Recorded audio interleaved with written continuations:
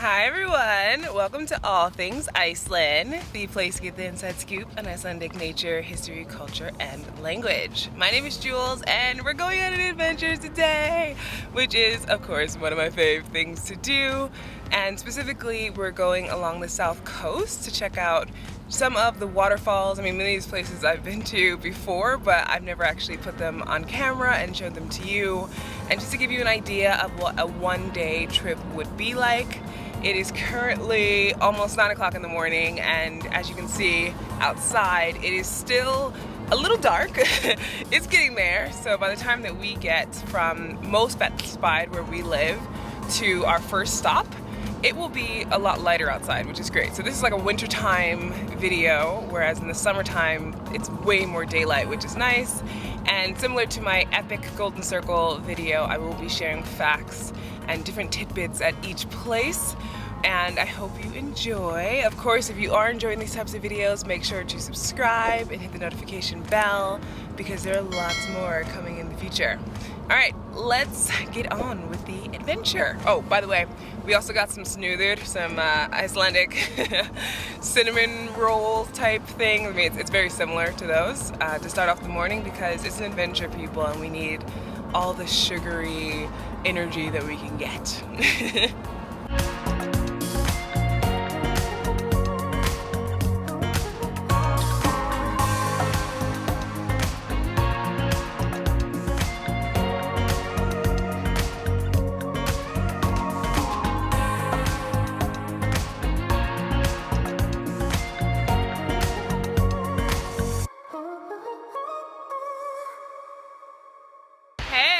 So we've made it to Seljalandsfoss, which is a gorgeous waterfall in the south coast. And as you're coming from Reykjavík and kind of going more into your adventure, you'll see that this is one that you can easily see from the road. And what's awesome about this waterfall is that you can go behind it. So back there where all the snow is though right now, you can normally go behind it, and then there's like stairs on the side. We're gonna go give you a little bit of a closer look, but we're not gonna go behind it because it's way harder to do now that it's wintertime. But it's still just a really beautiful waterfall to come to. But whether you come in the summertime, of course, the atmosphere is much different. It's greener and a lot more vibrant because it's winter and we have our little like snowy background. The conditions are a little bit different, but still really enjoyable. Come and check out. And in terms of the water, it's coming from Seljalandslaug, which is a river, and Seljavallaug, which is the volcano that erupted in 2010, actually helps to feed into this particular waterfall, which is 60 meters of a drop or 200 feet.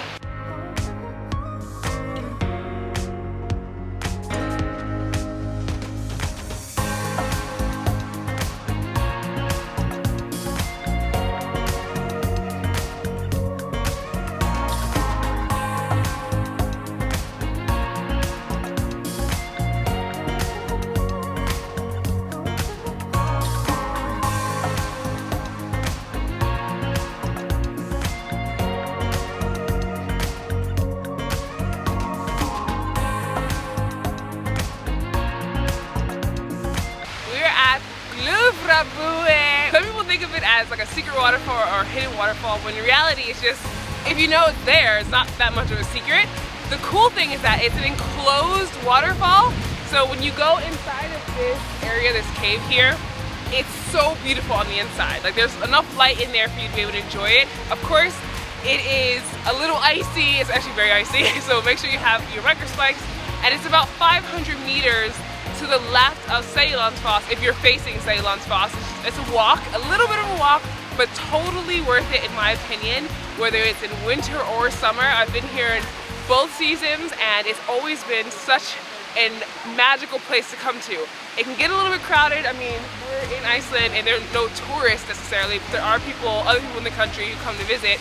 So get here early so you don't have to worry about sharing the cave, or at least not having to share with as many people if you want to get some special shots.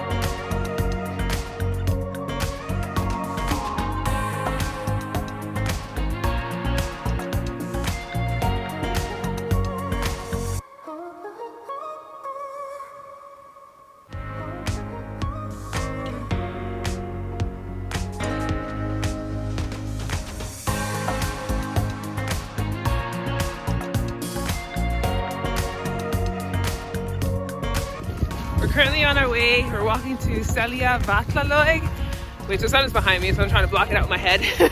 And it's like a 20-minute walk. The car park, or the parking lot, it's a little bit like rather tricky in terms of directions, the directions that I've seen anyways, because it's not our first time going there. So I'll just give you a little bit of a hint, or not hint, but like, so I'll just give you a little bit of a heads up.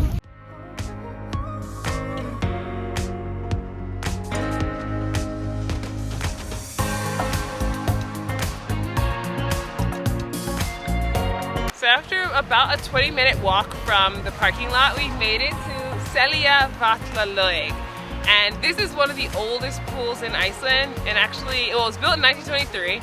The thing is though, is that especially in wintertime, this pool is relatively chilly. There's a hot water pipe that is pumping water into the pool into like one corner, but the rest of the pool doesn't really get enough hot water. So it's possible that if you were to come in winter, that you would be taking kind of like a cool, lukewarm water dip. So it's totally up to you, but it is free. So just FYI that way. Minimal bare facilities, but there at least is a changing area. I think it's probably better for the summertime, but then you also possibly have a lot of other people coming to the pool. FYI, the pool only gets cleaned once a year. You end up having a pool that's not the cleanest in the world, and as always, I always recommend wearing your water shoes. But it's a beautiful pool, and I think if you get here early enough and you're one of the first ones, you can enjoy it with not as many people, and in the summer when it's warmer, possibly won't be as chilly.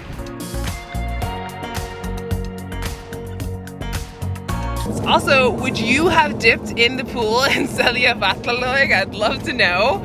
We decided to opt out of doing it just because it's not very warm, and honestly, if I'm gonna get into a pool that's supposed to be hot, I want to be warm, especially when I get out. That's like the best part, is you get out and you're feeling warm until that wears off, but it gives you usually enough time to get dressed. So, just my opinion.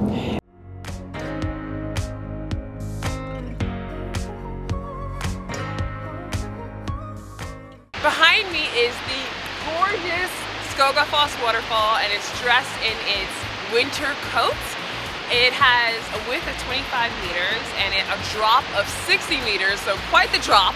And it is gorgeous whether it's winter, summer. I mean, granted, all of Iceland is like that.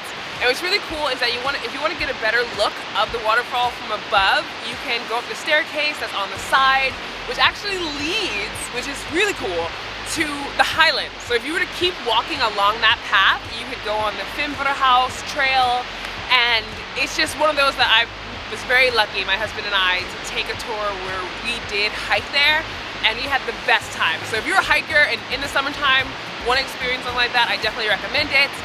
I want to also share some folklore about this waterfall. So according to one of the sagas, one of the Viking settlers, Thrasi Thorolfsson, buried some treasure behind the waterfall in a cave.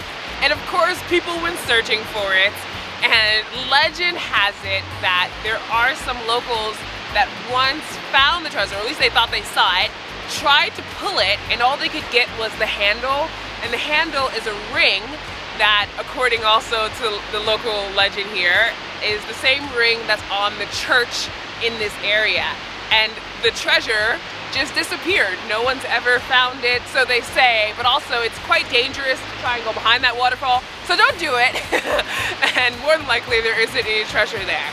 It's just a really beautiful place, and sometimes because of the amount of water, you can see rainbows. So on a bright, beautiful day, you might get pretty lucky and get to see a gorgeous rainbow. So we're about to go walk the stairs, which there are 307 of them on the side of Sk'ogafoss. So if you're a person who likes to get a little bit of exercise in, I think it's kind of nice. We'll see you at the top.